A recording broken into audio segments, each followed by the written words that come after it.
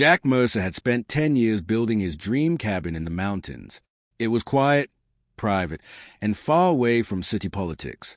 Every board and stone had a story behind it. He believed nothing could disturb the peace he had created. Retirement had finally given Jack the freedom he wanted. Most mornings were spent maintaining the property himself. The cabin represented years of hard work and sacrifice. It was the one place where he felt completely at home. Everything changed when a luxury HOA development began construction nearby. Expensive homes quickly appeared across the valley. New residents arrived with strict rules and high expectations. Jack wanted no part of it. The HOA president, Linda Parker, believed every property in the area should follow her vision. She viewed Jack's independent lifestyle as a problem. Several times she attempted to contact him. Each time he politely declined involvement. One afternoon, HOA representatives arrived at Jack's property. They carried documents claiming his cabin violated community standards. Jack calmly explained that his land was not part of the association. The discussion ended with visible frustration.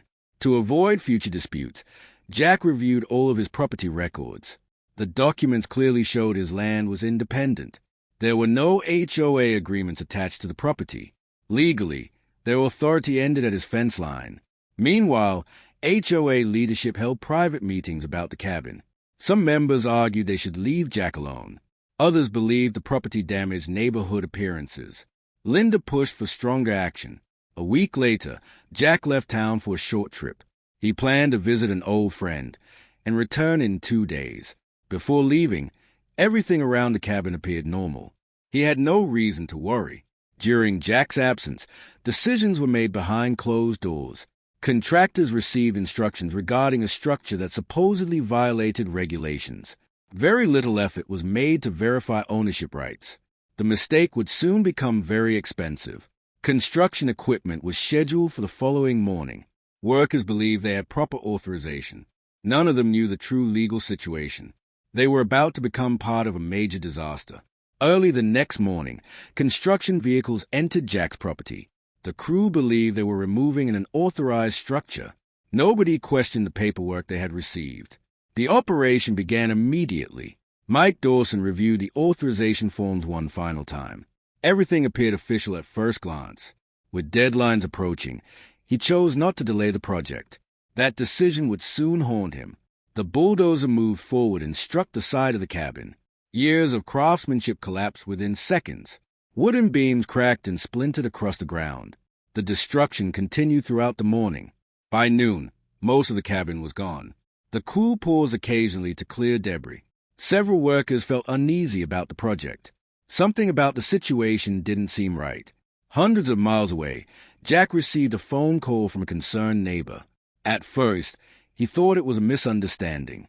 Then he saw the photos being sent to his phone. His expression changed instantly. The images showed complete devastation. His cabin had been reduced to piles of timber and rubble.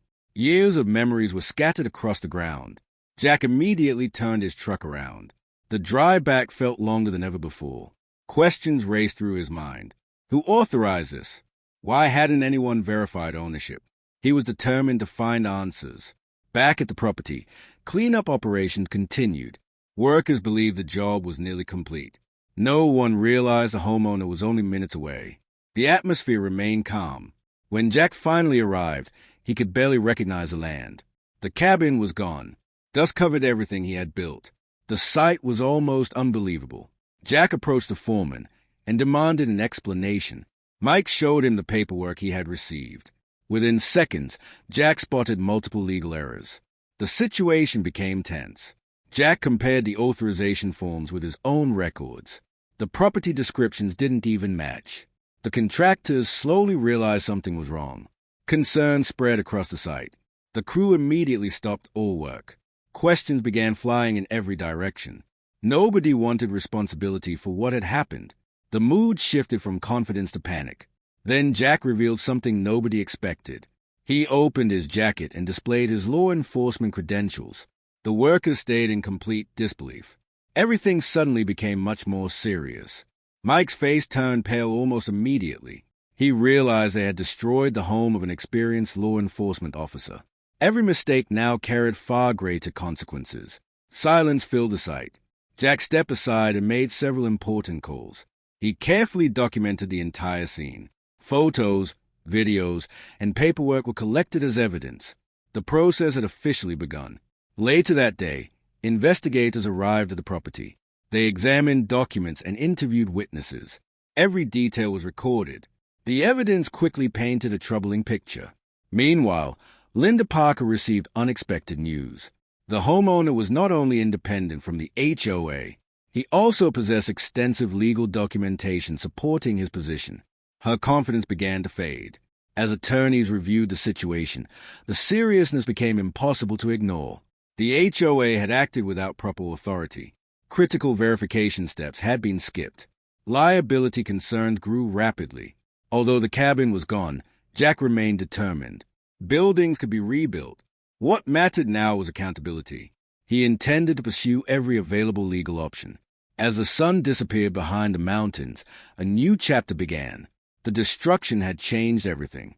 But the people responsible were finally being forced to answer difficult questions. The battle was far from over.